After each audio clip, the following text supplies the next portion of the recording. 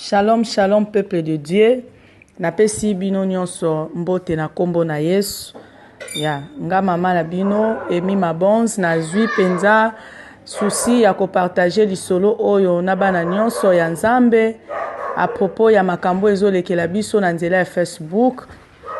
Peuple de Dieu, soko ozui message oyo ko bomba yango te partager yango penza na bandeko. Eza histoire vraie o esalami na mboka ya Luanda Angola.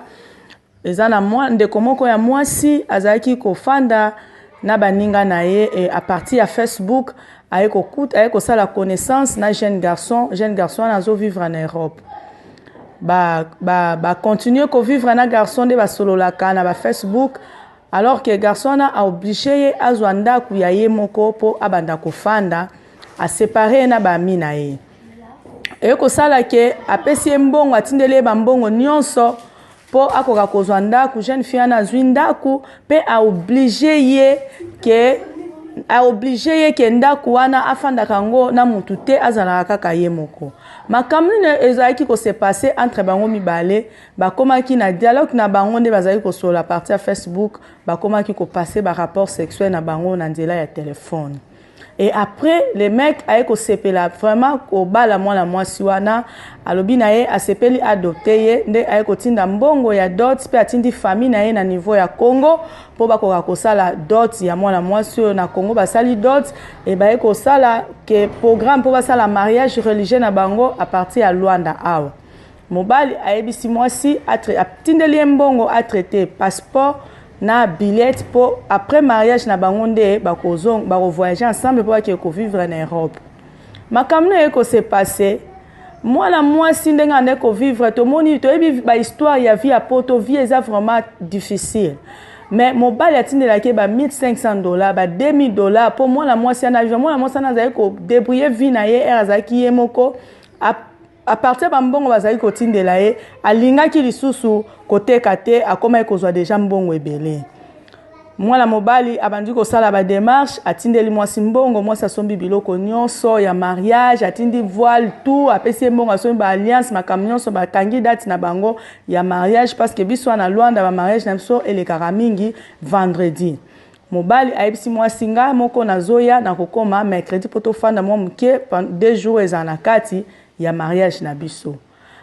Ndenge mobali asali makambu na ye aye ayebisi mwasi te yo ndenge ko préparer po ngana arriver na ngana ndenge ko préparer faut lambela nga faut na lia tout ça mais izana bato bakoya kozwanga à partir ya aéroport. Mwasi afandi mobali aye a déjà invité ki ba visite na ye ba voisin de biso to benga aba ba visite ba voisin déjà ba yebi ke mobali oyo abali voisin na bango azo utapoto azoya. Mobali abeti porte afongoli mwasi ayambi mobali makamune salami baninga o bazozela mobali bazomona mobali te mais mwana mwasi azomona mobali ne kaka ye moko ayebisi baninga te boye ko saluer mobali na ngabo na baninga bazomona mobali te baye ko comprendre ke ndeko na bango akomi na problème a mutu bazuye bamemi epa basala Nzambe poti bakota na mobali na ndako mwasi azosola azoloba lobaka ye moko baninga bazomona ke mutu azoloba lobaka ka ye moko mobali oyo azoloba azate bakuta na bamemi na église epa basala Nzambe babondeli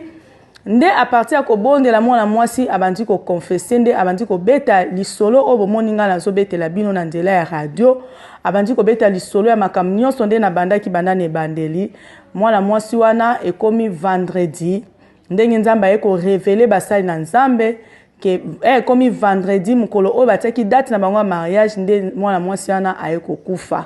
na kati ya ba prière Nzambe ayeko révéler basali neke mwana mobali wana aza mutu déjà akufa aza mutu ya monde ya molili. Donc rôle na ye komi akoti na banzela ba Facebook kolinga basi ko proposer basi soki azuyo abandi ko passer no ba rapport andimi siko abala yo ndenga ko bala wana eza déjà ke asombi vie na yo po okufa yango lisolo o epesi passe eza histoire vraie o esalami na mboka na biso awa na Luanda soko oke na baru na Shikwanza okoyoka lisolo yo mwana mwasi ndaye ko teka tombola na Shikwanza na moma otozobeta lisolo nzoto na ye eza na mort ya casuer hôpital na biso général ya awa ya l'État mwana mwasi ne faut ba enterrer vie na ye sili et sali passe surtout na biso ba mama ko beta lisolo na bandeko bana nzambe tokeba na ba Facebook monde ekomi mabe diable si atelemi akomi ko détruire vie ya batu akomi ko bebisa vie ya ba jeune fille à cause ya ba réalité à cause ya ba problème oyo koma na ba vie na biso